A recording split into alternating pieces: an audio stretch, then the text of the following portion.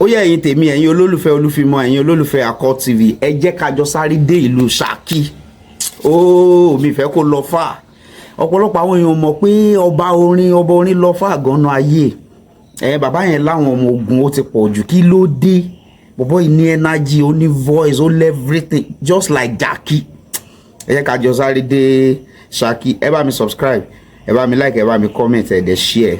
Kò ní bàjẹ́ fún yín. Ẹ jẹ́ ká jọ débẹ̀.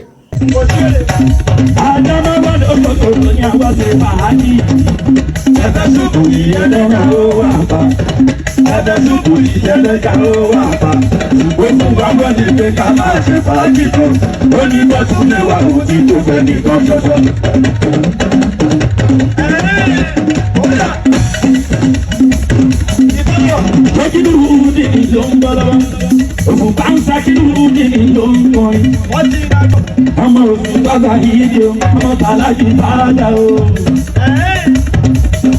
Àwọn àgbàgbà bẹ́ẹ̀ ní ìdòkó ń bí. Àṣàrà nígbà. Lọ́mọ tẹ́lẹ̀gbà tó bẹ́ẹ̀ ní ìdòkó ń bí mo fi ẹkú kalẹ̀.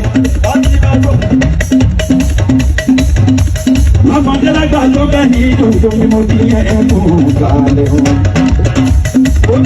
Alájí Kásímù máa wọlé bàbá ìwọ lọ́dọ̀ bá. Alájí Kásímù máa wọlé bàbá. Alájí wọ́yọ̀ máa wọlé wọ́yọ̀. Agbóto pépé wọ́n bá níjà gbogbo máa ní pé. Àbòsí yóò sì bẹ̀rẹ̀. Àwọn olólùfà ni wọ́n mọ̀ wọ́n dájú. Ṣòro àwọn ọlọ́gbọ̀n ọmọdé tó gba ìwọ́n dọ́fẹ́.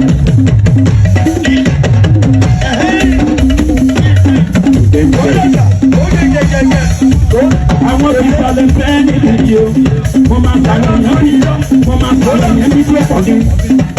Abáfẹ́ fárú tó tóbi jọjú lẹ́la, àwọn tí sọlẹ̀ fẹ́ nílé yìí o.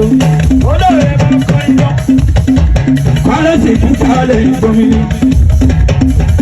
Olóòrè máa ẹ̀yìn tí sọlẹ̀ kí ló ń tẹ̀lé ìjọba, ó ti tó láàbò. Ọmọ ṣèkí kú kálẹ̀ aláàjì, ayò bíbẹ̀kọ̀, ojúlúrú ní ìyọmọba. Aláàjì wáyọ̀ máa wọlé ìmọ̀lá. Aláàjì wáyọ̀ máa wọlé ìmọ̀lá. Àwọn fọ̀rọ̀ lọ́jọ́ bẹ́ẹ̀ nídìí o. Àwọn tí bọ́ọ̀lì ń bẹ́ nídìí o. Ìwọ nàyànnàyàn kó sọ́mọ ìyá náà o. Nàyànnàyàn tó náà máa bọ́ọ̀lì o. Ṣé kò bá síwájú tí kò bá ẹgbẹ́ bá tẹ̀lé? Àwọn ṣàbẹ̀ tó tẹ̀lé ìyọ́mọ wọn dẹrù rárá. Ṣákì oníṣàlá ìwọ̀n mi lókun wọlé tẹ̀lé. Gbogbo ọmọ Ṣákì àtìgbẹ́jú làwà. Ogun ọ̀tá sábà ní tipẹ́tipẹ́ nìyàn. A lè fọ̀rọ̀ lẹ́nu lásán fún yànjọ. A tún lè fọ̀rọ̀ lẹ́nu bá aṣọ àkọlé ya. Kò lè sùn àlọ́ bá sábà rí jákú. Olóòtọ́ àfíìsì.